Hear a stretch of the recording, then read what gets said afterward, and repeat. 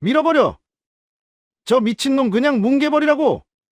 거대한 포크레인 삼날이 우리 부부의 철물점 지붕을 내리찍으려던 절체절명의 순간이었습니다.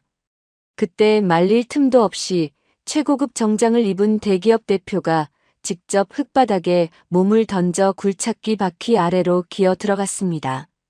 내 목숨을 끊기 전엔 이 가게 못 부순다.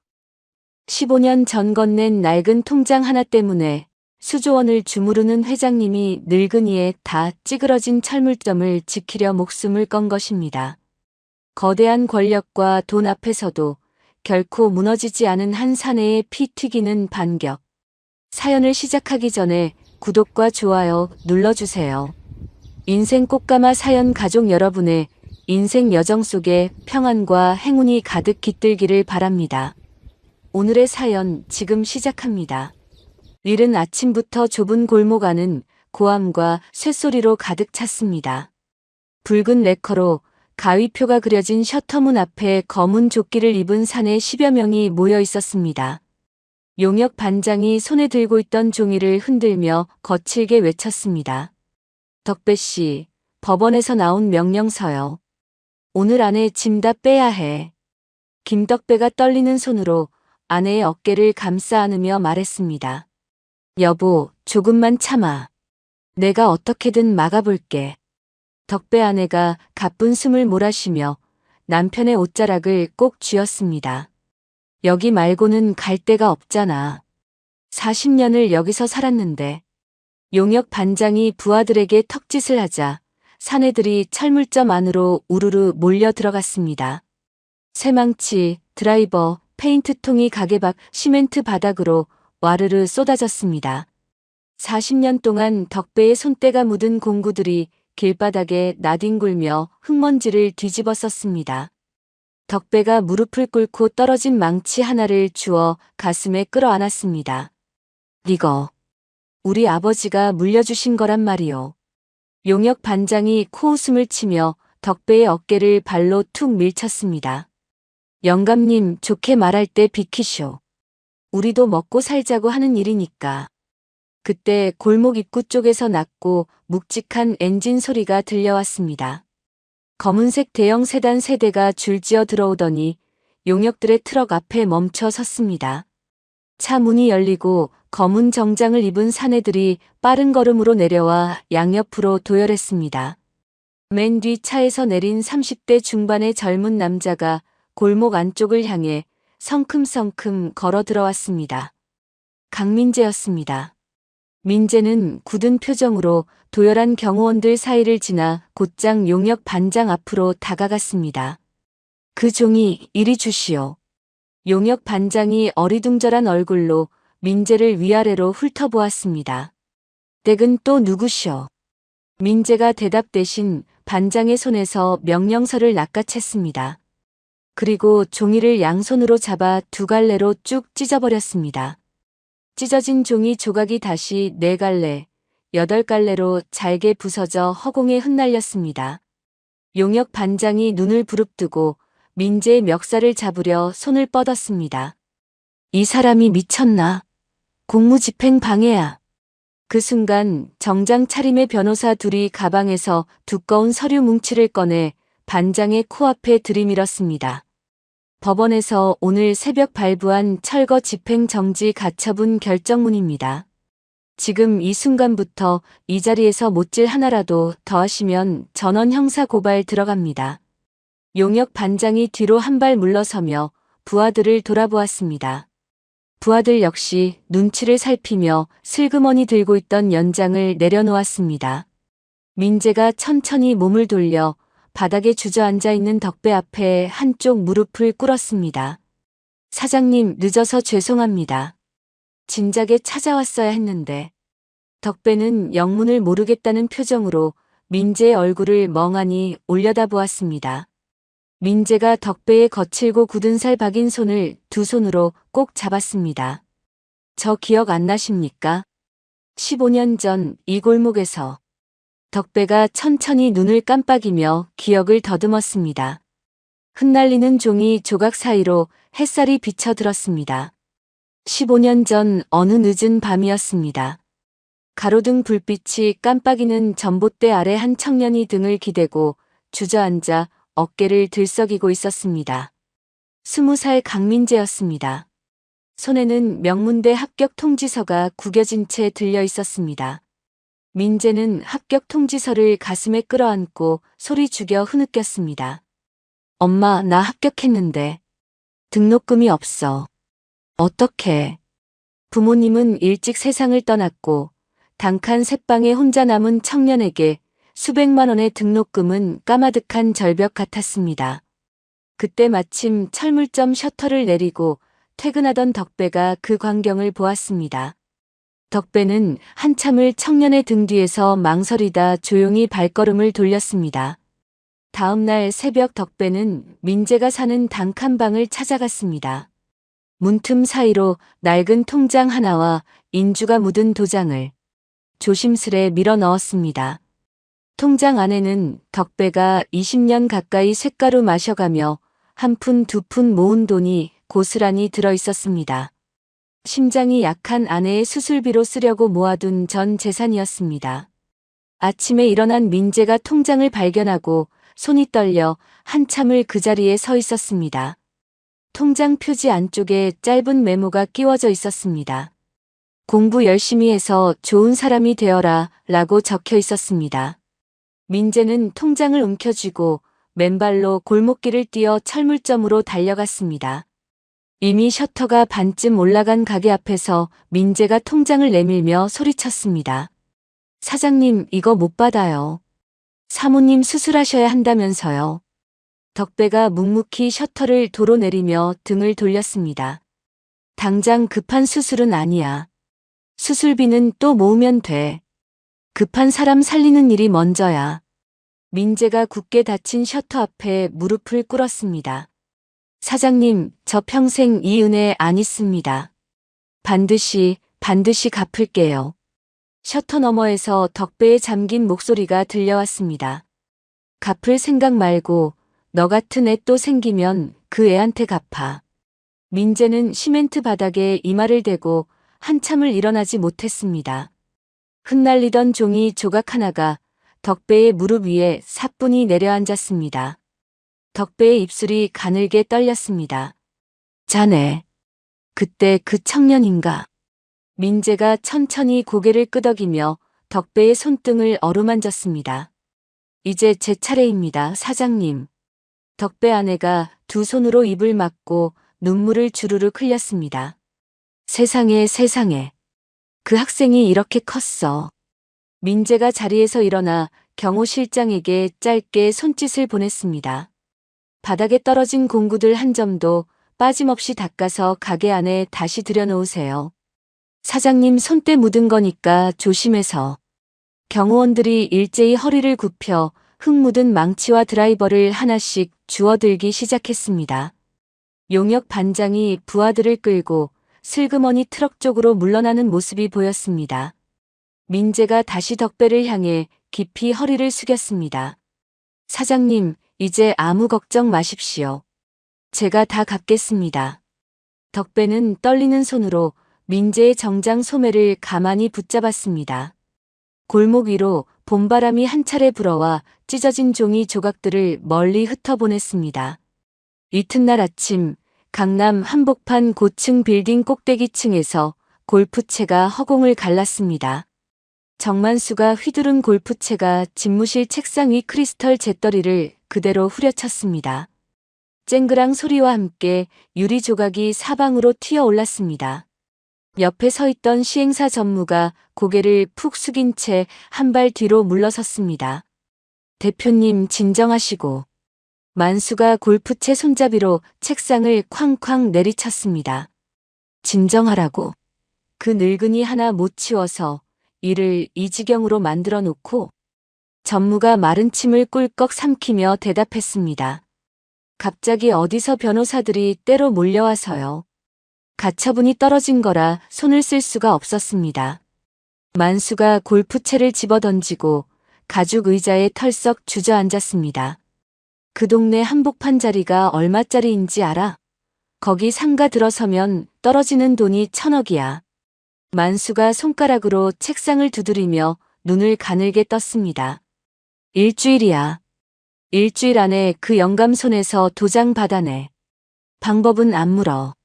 전무가 깊이 허리를 굽혔습니다. 예, 대표님. 이번에는 확실하게 정리하겠습니다. 전무가 도망치듯 집무실을 빠져나갔습니다. 그날 밤부터 덕배네 골목에 이상한 일들이 벌어지기 시작했습니다. 자정이 가까운 시각, 누군가 철물점 셔터문에 검은 비닐봉지를 집어던졌습니다.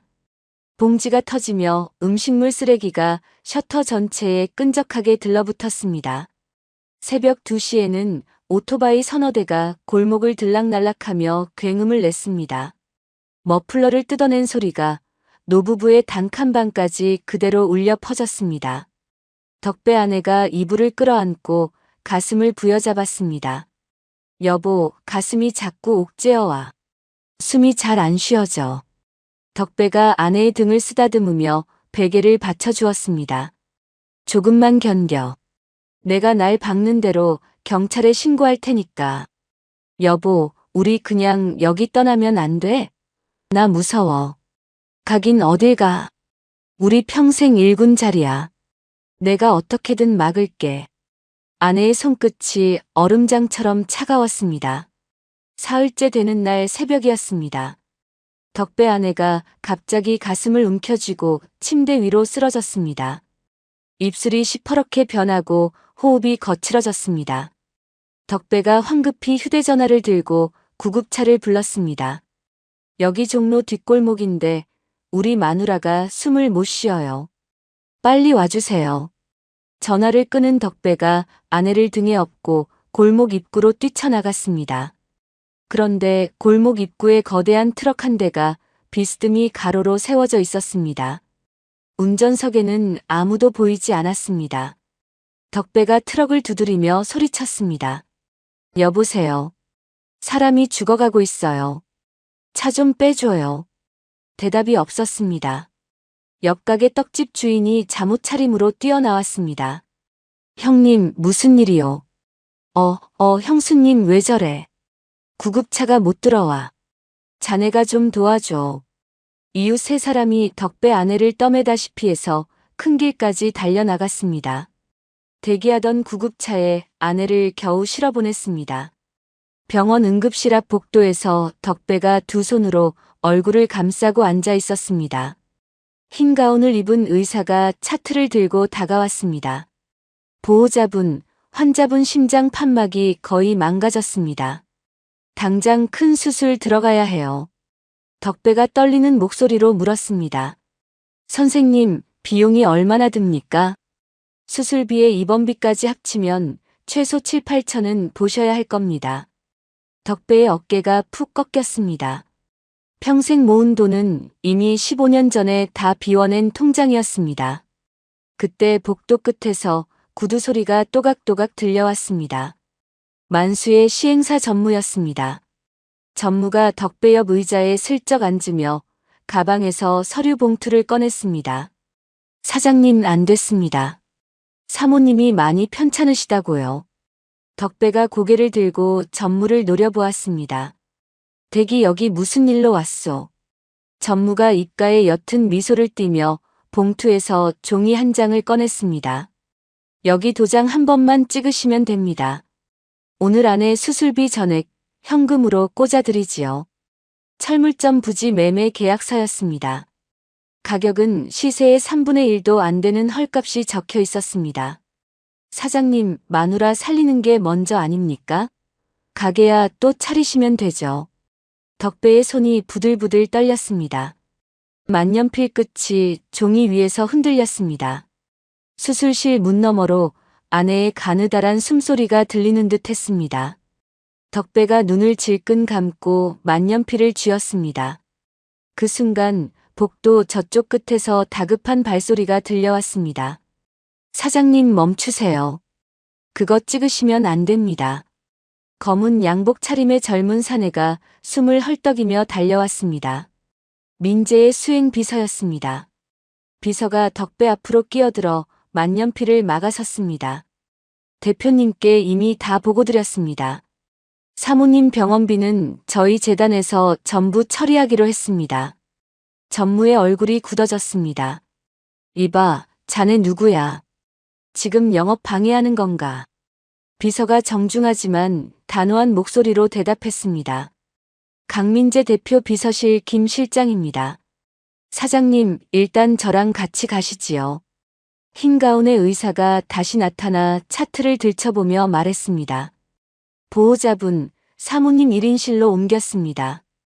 비용은 강민재 재단에서 보증하신다고 연락이 왔어요. 덕배가 만년필을 그대로 떨어뜨렸습니다. 전무가 이를 악물고 자리에서 일어났습니다. 사장님, 후회하지 마시오. 다음번엔 이만한 조건 없습니다. 전무가 봉투를 챙겨 들고 복도 끝으로 사라졌습니다. 그 시각 만수의 집무실에서는 또 다른 일이 진행되고 있었습니다. 만수가 의자 깊숙이 몸을 묻고 흥신소 소장이 내민 서류 뭉치를 넘겨보고 있었습니다. 만수의 입꼬리가 서서히 올라갔습니다. 고아 출신이라. 강민재 그 친구 약점이 있었네. 만수가 책상 위 전화기를 들어 어딘가로 번호를 눌렀습니다. 나야. 친한 신문사 데스크 자리 하나 잡아줘. 봉투는 두툼하게 준비할 테니까. 만수가 의자를 빙그르르 돌리며 입을 비틀었습니다. 기사 제목은 내가 정해줄게. 젊은 재벌이 사적 감정으로 지역 개발을 망친다. 그림 좋지. 창밖으로 회색 구름이 도시 위를 무겁게 덮어가고 있었습니다. 이튿날 아침 일찍부터 전국의 포털 사이트 메인 화면에 자극적인 기사 하나가 걸렸습니다. 젊은 IT 재벌이 사적인 친분 때문에 적법한 지역개발 사업을 무력으로 방해하고 있다는 내용이었습니다. 기사 댓글창에는 험한 말들이 순식간에 수천 건씩 달렸습니다. 같은 날 밤 11시, 덕배네 골목에 갑자기 모든 전기가 끊겼습니다. 가로등은 물론 가게 간판까지 한꺼번에 꺼져 골목 전체가 칠흑같이 어두워졌습니다. 수도꼭지를 틀어도 물 한 방울도 나오지 않았습니다. 덕배가 손전등을 들고 골목으로 나오자 멀리서 굵직한 엔진 소리가 들려왔습니다. 저편 큰 길에서 포크레인 2대와 트럭 여러 대가 줄지어 다가오고 있었습니다. 수십 명의 용역들이 안전모를 쓰고 쇠파이프를 든 채 골목 안으로 쏟아져 들어왔습니다. 맨 앞에 양복을 입은 사내가 종이 한 장을 흔들며 외쳤습니다. 관할 구청 최 과장입니다. 안전재난위험구역으로 지정되어 긴급 행정 대집행을 진행합니다. 덕배가 손전등을 그 사내의 얼굴에 비추며 따져 물었습니다. 한밤중에 무슨 행정 대집행이요? 이건 사람 사는 데를 부수러 온 거 아니요. 최 과장이 입꼬리를 비틀며 손짓을 하자 용역들이 옆집 세탁소 셔터부터 부수기 시작했습니다. 쇠 부서지는 소리에 잠에서 깬 동네 주민들이 잠옷 차림으로 골목으로 쏟아져 나왔습니다. 여기저기서 비명과 울음소리가 터졌습니다. 그때 골목 입구로 검은 세단들이 급하게 미끄러져 들어왔습니다. 차에서 내린 민재가 양복 단추를 채울 새도 없이 뛰어왔습니다. 최 과장님, 지금 뭐 하시는 겁니까? 이 시간에 강제 집행이 가능한 줄 아십니까? 최 과장이 종이를 민재의 가슴팍에 들이밀었습니다. 적법한 절차 다 거쳤습니다. 사장님이야말로 공무집행 방해로 잡혀가시기 전에 비키시지요. 최 과장 뒤에 도열한 정복 차림의 경찰들이 민재의 경호원들을 둘러쌌습니다. 같은 시각 민재의 휴대전화가 미친 듯이 울리기 시작했습니다. 비서실장이 다급한 목소리로 외쳤습니다. 대표님, 큰일 났습니다. 저희 회사 내부 투자 정보가 통째로 시장에 흘러나갔어요. 주가가 개장하자마자 곤두박질 치고 있습니다.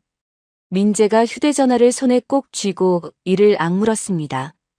본사는 비서실장이 막아주세요. 저는 여기 끝나야 갑니다. 전화를 끊는 순간 굉음과 함께 포크레인 한 대가 덕배의 철물점 앞으로 다가왔습니다. 육중한 쇠삽이 천천히 들어 올려져 철물점 지붕을 겨누었습니다. 덕배가 다리에 힘이 풀려 그 자리에 주저앉았습니다. 여보, 우리 가게가. 옆에서 덕배 아내가 손수건으로 입을 막고 흐느꼈습니다. 민재가 그 광경을 보고 망설임 없이 포크레인 앞으로 달려갔습니다. 그리고 차가운 시멘트 바닥에 그대로 등을 대고 누워버렸습니다. 쇠삽 바로 아래였습니다. 골목 앞 모든 사람이 숨을 멈췄습니다. 민재가 포크레인 운전석을 올려다보며 외쳤습니다. 내려쳐봐. 내가 먼저 깔려야 저 집을 부술 거 아니야. 운전기사가 화들짝 놀라 조종간에서 손을 떼고 운전석에서 뛰어내렸습니다. 대표님, 안 됩니다. 일어나세요. 덕배가 비틀거리며 달려와 민재의 손을 잡아 끌었습니다. 이 사람아, 자네가 왜 이래? 가게야 또 지으면 되지. 민재가 덕배의 손을 도리어 꼭 잡으며 말했습니다. 사장님, 저는 안 일어납니다. 저를 깔고 가지 않는 한 이 집은 못 부숩니다. 그 사이 골목 입구에 어떻게 알았는지 사회부 기자들이 카메라를 들고 몰려들었습니다. 플래시가 어둠 속에서 사방으로 터졌습니다. 민재가 시멘트 바닥에 누운 채 두 눈을 부릅뜨고 있는 모습이 카메라에 그대로 잡혔습니다. 최 과장이 황급히 부하를 시켜 카메라를 막으려 했지만 이미 늦었습니다. 골목 밖 어두운 차 안에서 만수가 이 광경을 모니터로 지켜보고 있었습니다. 만수가 옆에 앉은 측근에게 손가락을 까딱였습니다. 내일 아침 이사회에 사람들 다 도장 찍어놨지? 측근이 고개를 끄덕였습니다. 네, 이사 7명 중에 5명이 우리 편입니다. 강민재 회의만 무조건 통과됩니다. 만수가 의자에 깊숙이 몸을 묻고 코웃음을 쳤습니다. 발버둥 쳐봐야 소용없어. 회사도 잃고 저 영감도 잃게 만들어야지.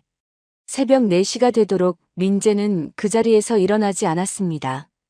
용역들도 경찰들도 어쩌지 못한 채 골목 밖으로 슬그머니 물러섰습니다. 그제야 민재가 천천히 몸을 일으켰습니다. 흙먼지로 뒤덮인 정장 등판이 엉망이었습니다. 그때 민재의 법무팀장이 헐레벌떡 골목 안으로 뛰어들어왔습니다. 대표님, 보고 드릴 게 있습니다. 법무팀장의 얼굴이 사색이 되어 있었습니다. 저쪽에서 위조한 동의서가 행정 절차상으로는 완벽하게 만들어져 있습니다. 서류만으로는 저희가 이길 방법이 없어요. 민재가 한참을 말없이 하늘을 올려다보았습니다. 법무팀장이 조심스럽게 덧붙였습니다. 게다가 회사 주가가 하한가까지 떨어졌습니다. 내일 이사회 분위기가 심상치 않다는 보고도 들어왔습니다. 민재가 천천히 고개를 내리며 짧게 대답했습니다. 고생했어요. 일단 들어가서 쉬세요. 법무팀장이 입술을 깨물며 골목 밖으로 사라졌습니다. 부서진 셔터 옆에 낡은 평상 하나가 비스듬히 쓰러져 있었습니다. 민재가 평상을 바로 세워 그 위에 털썩 걸터 앉았습니다. 덕배도 무릎에 흙을 털며 옆자리에 조용히 앉았습니다. 두 사람 사이로 새벽 찬 바람이 한 줄기 스쳐 지나갔습니다. 덕배가 먼저 입을 열었습니다. 자네, 회사가 그렇게 어려운가? 민재가 옅게 웃으며 고개를 저었습니다. 걱정하지 마십시오, 사장님. 덕배가 민재의 어깨에 손을 얹으며 잠긴 목소리로 말했습니다. 나 때문에 자네 인생까지 망가지는 거 아닌가 싶어서 가슴이 무너지네. 민재가 덕배의 손등을 가만히 두드렸습니다. 사장님, 15년 전에 사장님이 저한테 해주신 거에 비하면 이건 아무것도 아닙니다. 동쪽 하늘 끝이 희미하게 푸르스름해지기 시작했습니다.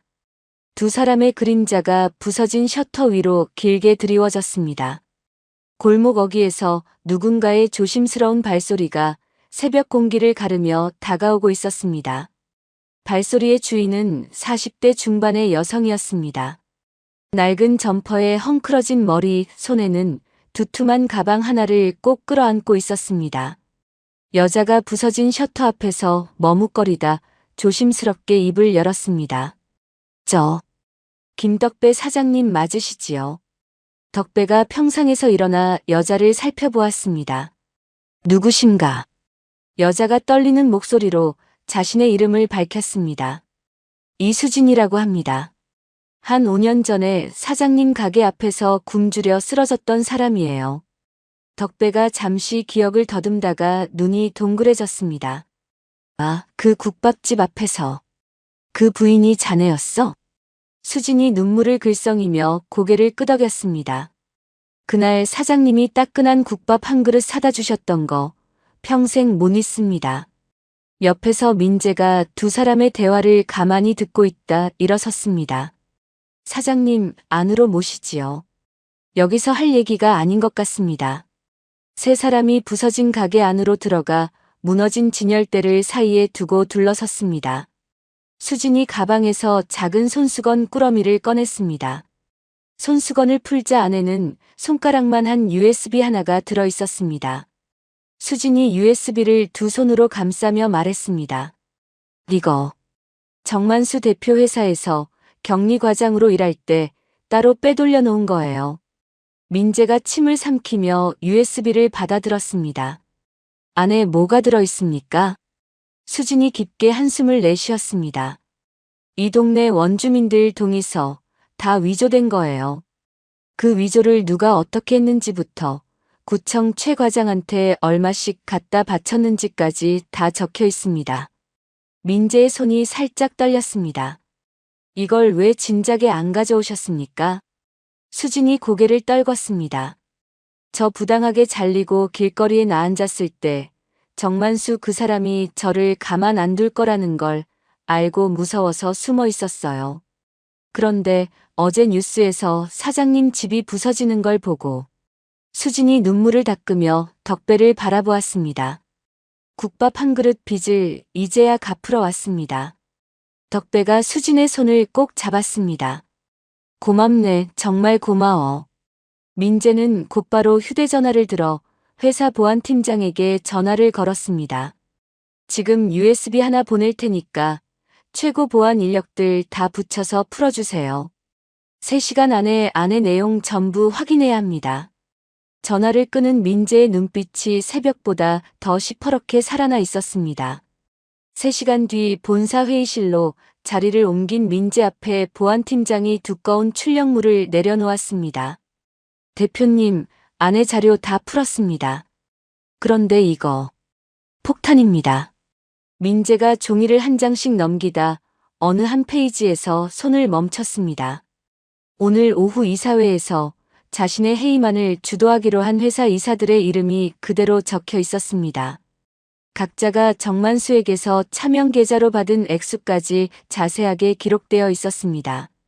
민재가 종이를 든 채 천천히 일어났습니다. 비서실장, 지금부터 2시간 줄게요.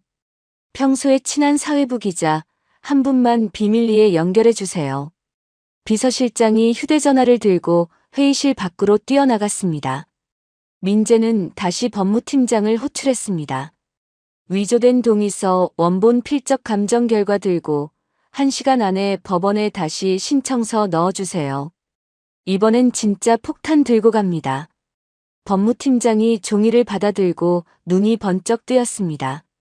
이거면 가처분이 아니라 형사고발까지 한 방에 갑니다.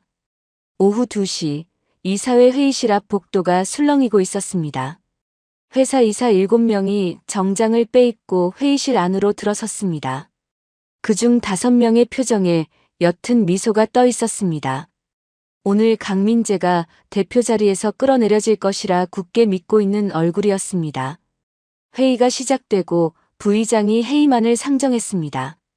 그 순간 회의실 문이 벌컥 열리고 민재가 검찰 수사관 여럿과 함께 안으로 걸어 들어왔습니다. 회의실 정면 스크린에 갑자기 영상 한 편이 떴습니다. 차명 계좌 입금 내역, 정만수의 측근들과 이사들이 호텔 식당에서 봉투를 주고받는 사진들이 차례로 흘러나왔습니다. 회의만을 주도했던 이사 한 명이 자리에서 벌떡 일어섰습니다. 이게 다 뭐야? 어디서 이런 걸? 민재가 천천히 회의실 가운데로 걸어 들어가 그 이사를 똑바로 쳐다보았습니다. 이사님, 정확히 2억 7천만 원이지요. 작년 12월에 호텔 1층 카페에서 받은 금액. 이사의 얼굴이 새파랗게 질렸습니다. 수사관들이 영장을 펼쳐 보이며 5명의 이사 앞으로 다가갔습니다. 여러분, 뇌물수수 및 배임 혐의로 긴급 체포합니다. 변호인을 선임할 권리가 있으며 진술을 거부할 권리가 있습니다. 이사들의 손목에 차례로 수갑이 채워졌습니다. 같은 시각 시내 어느 호텔 스위트룸에서 만수가 휴대전화를 들고 결과를 기다리고 있었습니다. 부하 직원의 전화가 걸려왔습니다. 대표님, 큰일 났습니다. 이사들이 다 잡혀갔습니다. 회의실에서 그대로. 만수가 휴대전화를 벽에 집어던졌습니다. 휴대전화가 산산조각으로 부서지며 카펫 위에 흩어졌습니다. 만수가 거친 숨을 몰아쉬며 옷장으로 달려갔습니다. 옷장 깊숙한 곳에 미리 챙겨두었던 검은 가방 하나를 꺼냈습니다. 그 시각 안전가옥으로 옮겨진 수진이 검찰 수사관과 마주 앉아 진술을 시작했습니다. 수진이 처음으로 떨리지 않는 목소리로 말했습니다. 제가 본 것, 들은 것, 아는 것 전부 말씀드리겠습니다. 수사관이 녹취기를 켜며 고개를 끄덕였습니다. 본사 옥상에 올라간 민재가 난간에 기대어 서울 시내를 내려다보고 있었습니다. 옆으로 다가온 비서실장이 조용히 말을 건넸습니다. 대표님, 일단 한 고비 넘기셨습니다. 민재가 옅게 웃으며 대답했습니다. 이제 시작입니다. 정만수가 가만히 있을 사람이 아니에요. 바람이 한 줄기 옥상 위로 불어왔습니다. 민재의 양복자락이 가볍게 펄럭였습니다. 다음 날 아침 전국 방송 뉴스 첫머리가 똑같은 화면으로 시작됐습니다. 검찰 수사관들이 정만수 시행사 본사 정문으로 박스를 한 아름씩 들고 줄지어 들어가는 장면이었습니다.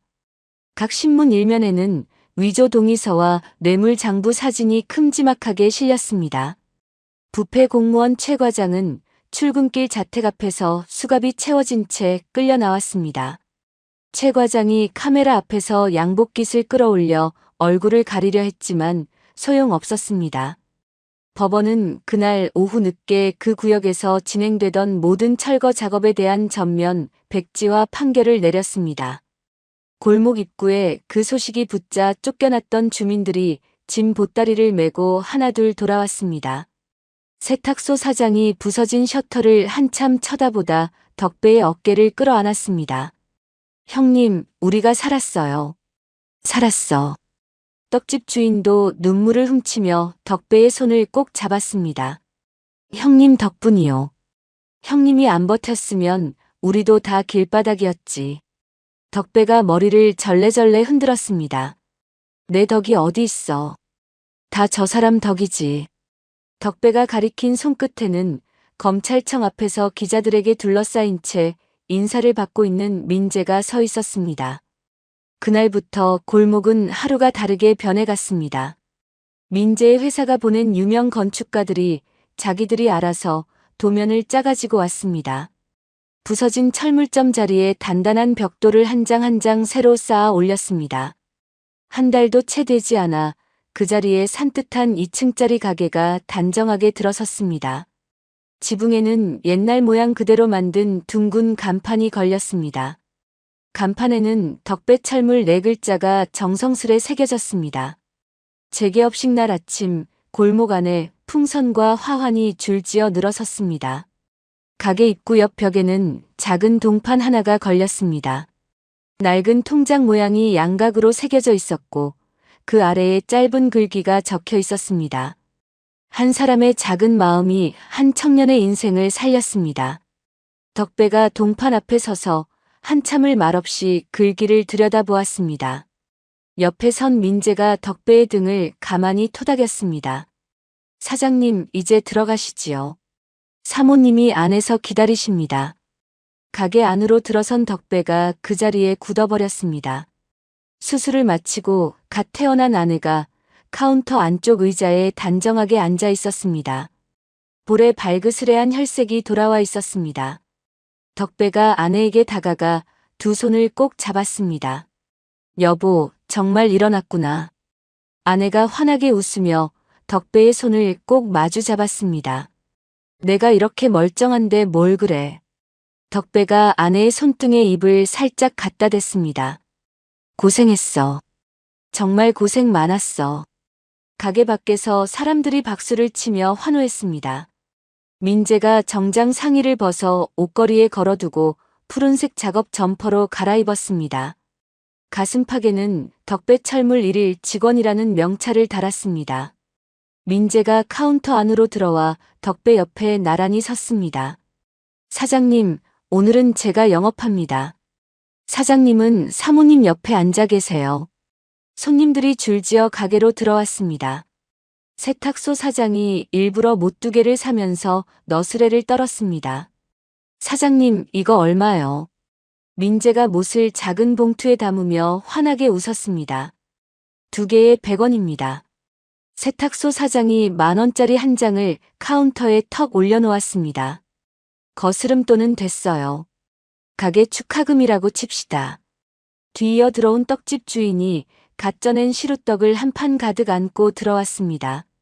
민재 대표 이거 좀 받아요. 형수님 보신용으로.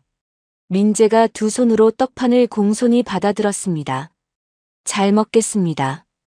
해질 무렵 골목 한가운데에 큼지막한 잔치판이 펼쳐졌습니다. 상마다 고기 굽는 연기가 모락모락 피어올랐고 막걸리 잔이 사람들 사이를 오갔습니다. 수진도 한쪽 자리에 앉아 오랜만에 맑은 웃음을 지었습니다. 옆에 앉은 떡집 주인이 수진에게 막걸리 잔을 내밀었습니다. 고마운 사람, 한 잔 받으쇼. 수진이 두 손으로 잔을 받으며 고개를 숙였습니다. 제가 한 일이 뭐 있다고요. 덕배 아내는 가게 카운터 안쪽 의자에 앉아 잔치를 흐뭇하게 내다보았습니다. 밤이 깊어갈 무렵 민재가 덕배 부부를 자기 차에 정중히 모셨습니다. 차가 향한 곳은 한강이 한눈에 내려다 보이는 조용한 동네였습니다. 마당이 넓은 단독주택 한 채 앞에 차가 멈춰 섰습니다. 대문이 열리자 덕배가 멈칫하며 한 발 뒤로 물러섰습니다. 이게 다 무슨 일이야? 어디로 데려온 거야? 민재가 작은 열쇠 하나를 손바닥에 올려 내밀었습니다. 두 분만 평생 편하게 사실 집입니다. 명의는 사모님 앞으로 돌려놨습니다. 덕배가 손사래를 치며 뒷걸음질을 쳤습니다. 이 사람아, 분에 넘쳐도 너무 넘쳐. 이건 받을 수 없어. 민재가 덕배 앞에 한 발 더 다가서서 두 손으로 덕배의 손을 감쌌습니다. 사장님, 저한테 첫 통장 주신 그 마음으로 받아주십시오. 아들이 아버지께 드리는 첫 선물입니다. 덕배의 눈가가 발갛게 젖어들었습니다. 옆에 선 아내가 덕배의 팔짱을 살며시 끼며 속삭였습니다. 여보, 이번엔 우리가 받자. 그래야 이 아이도 마음이 편할 거야. 덕배가 한참을 말없이 서 있다 천천히 고개를 끄덕였습니다. 민재가 덕배를 와락 끌어안았습니다. 두 사람의 어깨가 한참 동안 함께 들썩였습니다. 그 순간 골목 저편 하늘 위로 불꽃이 펑 하고 터졌습니다. 색색의 불꽃이 한강 위 까만 하늘에 꽃처럼 피어났습니다. 세탁소 사장이 어디서 구해왔는지 폭죽한 다발을 골목에서 신나게 쏘아 올리고 있었습니다. 덕배 아내가 손뼉을 치며 환하게 웃었습니다. 세상에 우리 살다 살다 별일을 다 보네. 덕배가 아내의 어깨에 팔을 두르고 하늘을 올려다보았습니다. 민재도 두 사람의 옆에 나란히 서서 같은 하늘을 바라보았습니다. 불꽃이 한 차례 더 크게 터지며 세 사람의 얼굴 위로 색색의 빛이 어른거렸습니다. 저 멀리 불 켜진 가게 창문 너머로 떡집 주인과 세탁소 사장이 어깨동무를 하고 노래를 부르는 모습이 보였습니다. 잔치가 끝난 그날 자정 무렵이었습니다. 서울 외곽의 허름한 모텔방 한쪽에 만수가 모자를 푹 눌러 쓴 채 앉아 있었습니다. 만수 앞에는 노트북 화면을 들여다보고 있는 마른 사내가 한 명 있었습니다. 검은 옷을 입은 그 사내는 큰돈만 받으면 어떤 일이든 한다는 외국인 해커였습니다. 만수가 두툼한 돈 봉투를 노트북 옆에 척 올려놓았습니다. 이 안에 약속한 금액 다 들었어. 일만 깨끗하게 처리해줘. 해커가 봉투를 슬쩍 열어보며 짧게 대답했습니다. 걱정 마. 자정 지나면 그 회사 컴퓨터들 한 대도 못 켜게 만들 거야. 만수가 의자 등받이에 몸을 깊숙이 묻으며 입을 비틀었습니다. 한 방에 끝내. 다시는 못 일어나게. 만수가 휴대전화를 꺼내 누군가에게 메시지를 보냈습니다. 상대는 민재 회사 안에 아직 남아있던 만수의 끈앞풀이었습니다.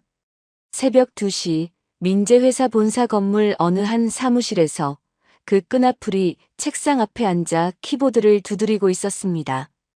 해커가 보낸 작은 프로그램이 회사 보안망을 뚫고 메인 서버 안으로 흘러들어갔습니다. 회사가 몇 년에 걸쳐 개발해둔 핵심 기술 자료가 들어있는 폴더들이 한꺼번에 잠겨버렸습니다. 화면 한가운데에 정체 모를 영어 글자들이 떠올랐습니다. 같은 시각 그 끈앞풀은 또 다른 거짓 자료 한 묶음을 검찰과 주요 언론사에 익명으로 흘려보냈습니다. 자료에는 강민재가 정만수 회사로 막대한 돈을 비밀리에 보냈다는 식으로 조작된 거래 내역이 빼곡히 적혀 있었습니다. 거래에 쓰인 회사는 이름만 있고 실체는 없는 유령 회사로 꾸며져 있었습니다. 날이 밝자 회사 본사 정문 앞에 검찰 수사관 수십 명이 도착했습니다. 기자들의 카메라가 일제히 정문 쪽을 향했습니다. 수사관들이 압수박스를 들고 건물 안으로 들어가는 모습이 모든 채널에 생중계로 흘러나갔습니다. 뉴스 자막에는 강민재 대표 비자금 조성 의혹이라는 글씨가 큼지막하게 떴습니다. 한강변 단독주택 거실에서 그 뉴스를 보고 있던 덕배 아내가 입을 손으로 가렸습니다. 여보, 저게 뭐야? 민재한테 또 무슨 일이 난 거야? 덕배가 황급히 리모컨을 들어 채널을 돌리려 했습니다. 다른 채널에서도 똑같은 화면이 나오고 있었습니다. 아내가 가슴을 부여잡고 의자 등받이로 천천히 무너졌습니다. 여보, 가슴이.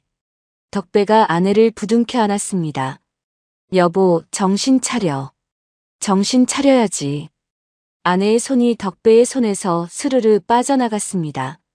덕배가 휴대전화를 더듬어 잡고 떨리는 손으로 구급차를 불렀습니다. 병원 중환자실 앞에서 의사가 차트를 손에 들고 무겁게 입을 열었습니다. 보호자분, 사모님 심장이 거의 다 망가졌습니다. 새 심장을 받지 않으면 며칠도 못 버티세요. 덕배가 의사의 흰 가운 자락을 부여잡았습니다. 선생님, 어떻게든 살려주세요. 무슨 수를 써서라도. 의사가 안타까운 표정으로 고개를 저었습니다. 기증자를 기다리는 수밖에 없습니다. 그것도 아주 운이 좋아야 합니다. 같은 시각 민재 회사 본사 회의실 안은 아수라장이었습니다. 회사 핵심 기술이 다 잠겨버린 탓에 진행 중이던 외국 거래 수십 건이 한꺼번에 멈춰 섰습니다. 전화통이 불이 났습니다. 주주 대표들이 회의실 문을 박차고 들어와 책상을 내리쳤습니다. 강 대표, 이게 도대체 무슨 일이요? 우리 돈 다 어디 갔습니까? 비자금이라니, 우리는 들은 적도 없는 얘기요. 오늘 안에 답을 안 주면 우리가 다 들고 일어날 거요. 민재가 두 손으로 책상을 짚고 천천히 고개를 들었습니다. 저는 결백합니다. 하지만 지금 회사가 살아나는 게 먼저입니다. 비서실장이 회의실 뒷문으로 다급히 들어와 민재의 귀에 무언가를 속삭였습니다. 민재의 얼굴이 한순간 굳어졌습니다. 사모님이요. 지금 병원에. 민재가 자리에서 벌떡 일어났습니다. 그 순간 정문 앞 기자들의 외침 소리가 회의실 창문까지 들려왔습니다. 민재가 비서실장에게 짧게 지시했습니다. 기자회견 준비해 주세요. 1시간 안에 정문 앞에서 직접 합니다. 오후 2시 회사 본사 정문 앞에 기자 수백 명이 모여들었습니다. 민재가 정장을 단정하게 차려입고 단상 앞으로 걸어 나왔습니다. 플래시가 사방에서 쉴 새 없이 터졌습니다. 민재가 마이크 앞에 서서 깊게 숨을 한 번 내쉬었습니다. 오늘부로 저는 대표 자리에서 물러나겠습니다. 기자들 사이에서 술렁임이 일었습니다. 회사를 지키고 직원들 일자리를 지키는 것이 저에게는 결백을 증명하는 것보다 먼저입니다. 그리고 지금 즉시 검찰에 자진해서 출두하겠습니다. 기자 한 사람이 손을 번쩍 들고 외쳤습니다. 대표님, 그러면 혐의를 인정하시는 겁니까? 민재가 마이크 앞으로 다시 다가섰습니다. 진실은 반드시 밝혀집니다. 저는 도망치지 않겠다는 약속을 지키려는 겁니다. 마이크 앞에서 민재가 깊이 허리를 숙였습니다. 다시 모텔방으로 돌아온 만수가 화면 속 민재의 모습을 보며 와인 잔을 들어 올렸습니다. 옆에 앉은 측근이 어색하게 잔을 부딪혔습니다. 대표님, 이제 그 기술만 넘기면 평생 놀고 먹어도 됩니다. 만수가 잔을 비우고 입을 비스듬히 올렸습니다. 인천항 폐창고. 모레밤 11시. 외국 바이어들 만나서 깔끔하게 넘기고 그날로 배 타고 뜬다. 병원 중환자실 두꺼운 유리창 너머로 덕배가 아내를 지켜보고 있었습니다.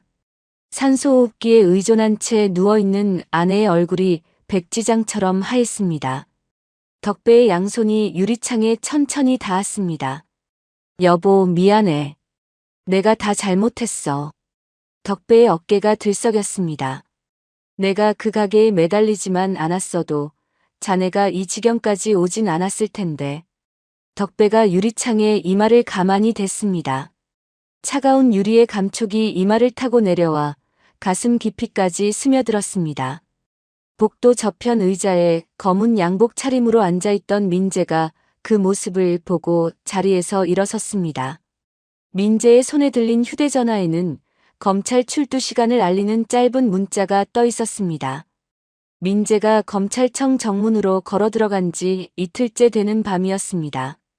병원 복도 의자에 앉아있던 덕배가 갑자기 자리에서 벌떡 일어났습니다. 복도 저편에서 수진이 종이 가방을 들고 빠른 걸음으로 다가오고 있었습니다. 수진의 얼굴은 잠을 한숨도 못 잔 듯 푸석푸석했습니다. 사장님, 알아냈어요. 덕배가 수진의 어깨를 잡았습니다. 어디야? 그놈 어디 있어? 수진이 숨을 고르며 대답했습니다. 옛날에 같이 일하던 격리 아가씨들이랑 밤새 전화를 돌렸어요. 정 대표가 모레밤 인천항 폐창고에서 외국 사람들 만난답니다. 덕배가 입을 굳게 다물었습니다. 기술 자료 넘기고 그날로 배 타고 도망친답니다. 옆에 서 있던 떡집 주인과 세탁소 사장이 주먹을 쥐었습니다. 세탁소 사장이 앞으로 한 걸음 나서며 말했습니다. 형님, 우리도 갑시다. 형님, 혼자 보낼 수 없어요. 떡집 주인도 고개를 끄덕였습니다. 민재 그 친구 그렇게 무너지는 거 못 봐요. 우리가 뭐라도 해야지. 덕배가 세 사람의 얼굴을 차례로 둘러보았습니다. 좋아. 내가 평생 쇠 만지면서 살았어. 거기 가서 할 수 있는 거 다 해볼게. 같은 시각 민재 회사 본사 건물 12층 사무실에 불이 환하게 켜져 있었습니다. 직원 수십 명이 자기 자리로 모여들어 키보드를 두드리고 있었습니다. 부장 한 명이 모두를 향해 큰 소리로 말했습니다. 여러분, 대표님은 우리 회사를 살리려고 자기 자리를 내려놓으신 분입니다. 이번엔 우리가 갚을 차례입니다. 직원들이 동시에 고개를 끄덕였습니다. 사모님 사연을 우리 회사 인터넷 화면 첫 페이지에 띄웁시다. 덕배 부부의 옛 철물점 시절 사진과 골목에서 찍힌 동영상이 한편으로 엮여 나갔습니다. 한 청년에게 평생 모은 통장을 내준 한 부부의 이야기였습니다. 영상 끝에는 짧은 문구 하나가 떠올랐습니다. 이 어머니의 심장이 멈추기 전에 한 분의 따뜻한 마음이 필요합니다. 영상이 인터넷에 올라간 지 1시간 만에 조회수가 100만을 넘었습니다. 다음 날 밤 11시, 인천항 외곽의 폐창고 주변은 어두컴컴했습니다. 낡은 컨테이너 박스들이 줄지어 늘어선 그 너머에 불빛이 흐릿하게 새어나오는 창고가 한 채 있었습니다. 덕배 일행이 컨테이너 그늘에 몸을 숨기고 창고 안쪽을 살폈습니다. 창고 안에는 만수와 측근 서너 명, 그리고 외국 바이어로 보이는 사내 두 명이 마주 앉아 있었습니다. 탁자 위에 작은 까만 상자 하나가 놓여 있었습니다. 만수가 그 상자를 두 손으로 들어 외국 사내 앞에 천천히 내려놓았습니다. 여기 안에 다 들었어. 약속한 금액, 지금 송금해. 외국 사내가 휴대전화를 꺼내 들었습니다. 덕배가 일행에게 손짓을 했습니다. 내가 들어가서 전기부터 끊을게. 자네들은 신호 보내면 경찰에 신고해. 세탁소 사장이 덕배의 팔을 잡았습니다. 형님, 위험해요. 덕배가 옅게 웃으며 어깨를 두드렸습니다. 내가 40년 동안 쇠랑 전기 만지면서 산 사람이야. 걱정 마. 덕배가 창고 뒤편으로 살금살금 돌아 들어갔습니다. 벽에 붙은 큼지막한 배전반 문을 손가락 끝으로 살며시 열었습니다. 낡은 차단기 손잡이가 일렬로 늘어서 있었습니다.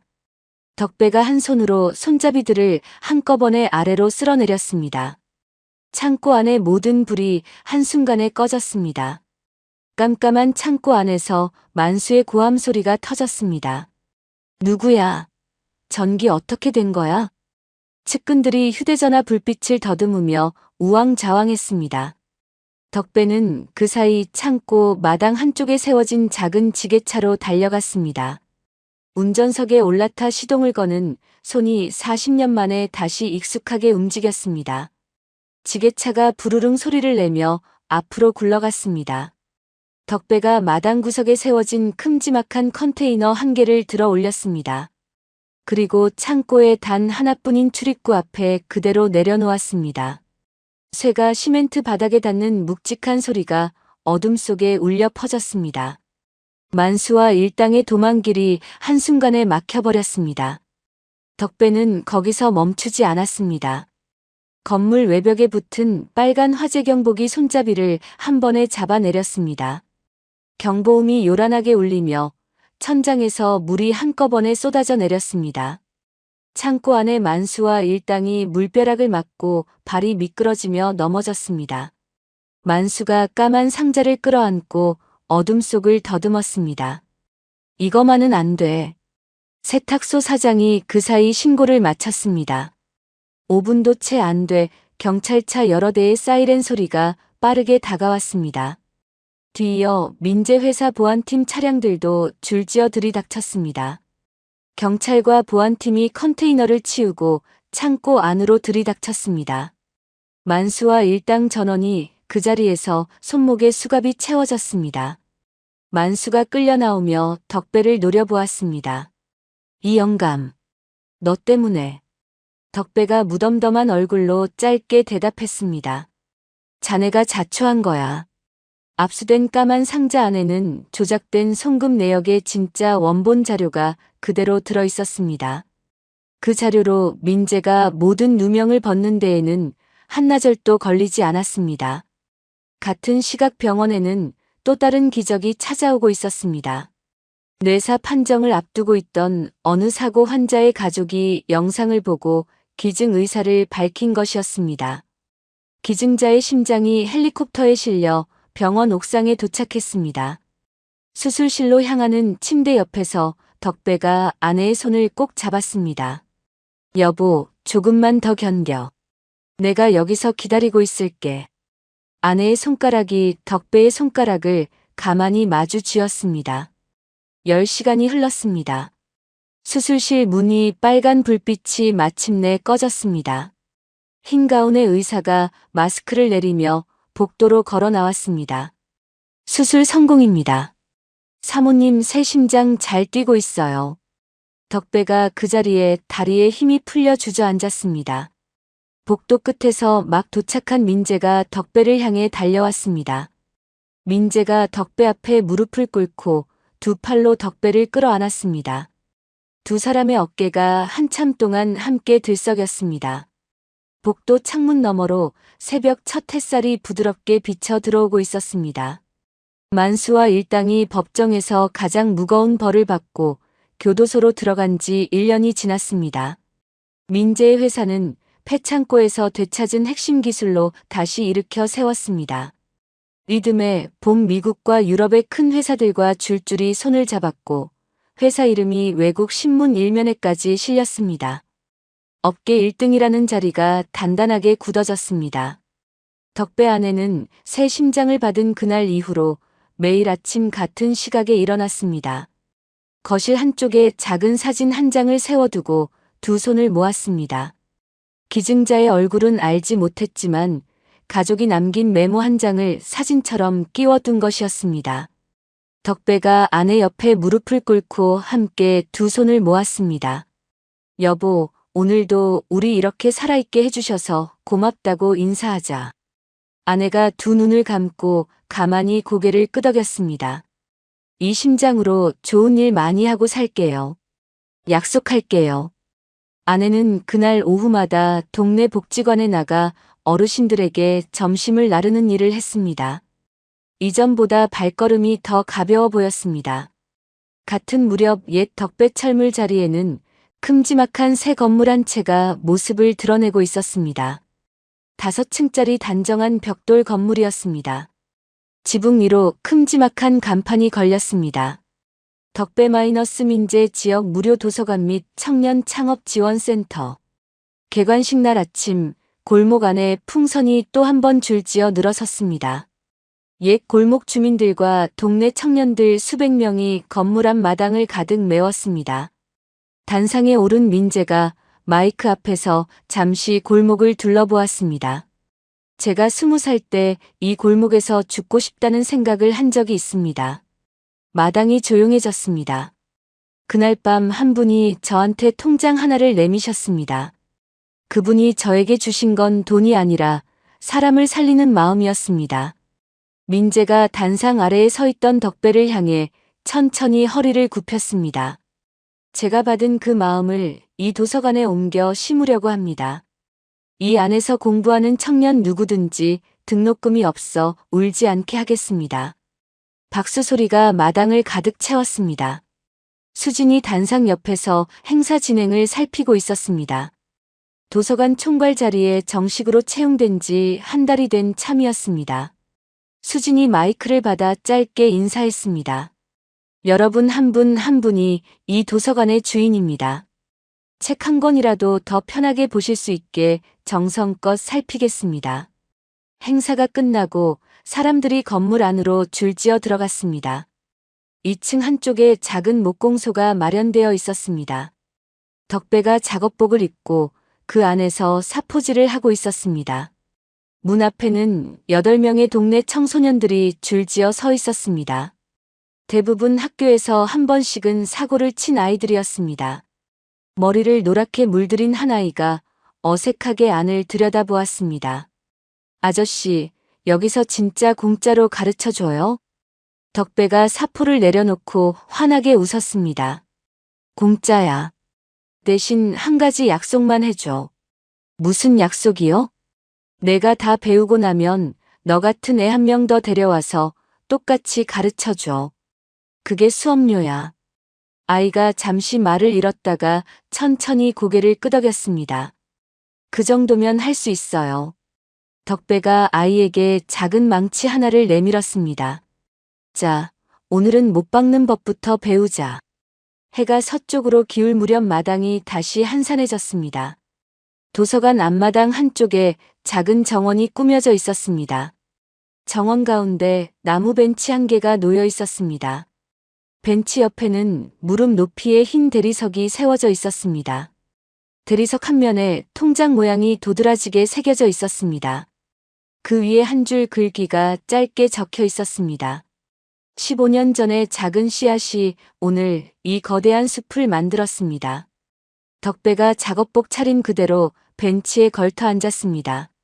손에 캔 커피 2개를 들고 있었습니다. 뒤따라 민재가 정장 상의를 벗어 팔에 걸친 채 다가왔습니다. 덕배가 캔 하나를 민재에게 건넸습니다. 자, 오늘 고생했어.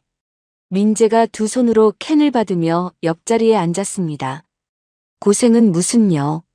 사장님이 더 고생하셨지요. 덕배가 캔을 따며 옅게 웃었습니다. 이제 사장님 그만하지 그래. 영 어색해. 민재가 잠시 말이 없다가 천천히 입을 열었습니다. 그럼 뭐라고 부를까요? 편하게 불러. 자네 마음에 닿는 대로. 민재가 캔을 한 모금 마시고 작은 목소리로 말했습니다. 아버지라고 불러도 될까요? 덕배의 입가가 가늘게 떨렸습니다. 덕배가 한참 동안 대답을 못하다가 캔을 든 손으로 민재의 어깨를 가볍게 두드렸습니다. 그래. 좋다. 정말 좋다. 민재가 덕배의 굳은 살 박인 손을 가만히 잡았습니다. 앞으로 평생 아버지로 모시겠습니다. 사모님도 어머니로 모시고요. 덕배가 인자한 눈빛으로 민재를 바라보았습니다. 민재야, 자네가 잘된 게 나는 제일 좋아. 제가 잘된 건 아버지 덕분이에요. 아니야. 자네가 그날 받은 걸 잊지 않고 살아줘서 그래. 받은 마음을 잊는 사람이 세상에 너무 많거든. 민재가 옅게 웃으며 캔을 한 모금 더 마셨습니다. 아버지, 다음 달에 어머니 모시고 다 같이 바다 보러 가요. 새 심장으로 처음 가시는 여행이잖아요. 덕배가 환하게 웃으며 고개를 끄덕였습니다. 그래, 가자. 자네 어머니가 좋아할 거야. 두 사람의 그림자가 정원 잔디 위로 길게 늘어졌습니다. 노을빛이 도서관 벽돌 벽에 따뜻하게 내려앉았습니다. 도서관 1층 창문 너머로 책상에 앉아 책을 펼친 아이들의 모습이 보였습니다. 머리를 노랗게 물들였던 그 아이가 안경을 쓴 다른 아이와 나란히 앉아 책장을 넘기고 있었습니다. 한 아이가 무언가를 가리키자 옆에 있던 아이가 환하게 웃었습니다. 2층 목공소 창문 너머에서는 청소년 2명이 사포질을 마저 하느라 머리를 맞대고 있었습니다. 벤치에 앉은 두 사람은 아무 말 없이 그 풍경을 한참 동안 함께 바라보았습니다. 캔 커피의 따뜻한 김이 두 사람 사이에서 천천히 피어올랐습니다. 덕배가 캔을 들어 민재의 캔에 가만히 부딪혔습니다. 쨍하는 작은 소리가 노을진 정원에 짧게 울려 퍼졌습니다. 15년 전대가 없이 베푼 작은 선의가 벼랑 끝에 선 두 사람을 구하는 거대한 기적이 되었습니다. 각박한 세상이라고들 하지만 누군가를 향해 내민 진심 어린 손길은 결코 배신하지 않고 언젠가 내 삶을 밝히는 가장 환한 빛으로 돌아오기 마련입니다. 덕배 할아버지와 민재 대표의 가슴 따뜻한 인연이 시청자 여러분의 팍팍한 하루에도 작은 위로와 희망이 되었기를 진심으로 바랍니다. 이야기를 끝까지 들어주신 분이 계시다면 잘 들었다고 댓글 하나만 남겨주세요. 인생 꽃가마 사연을 시청해주셔서 감사합니다.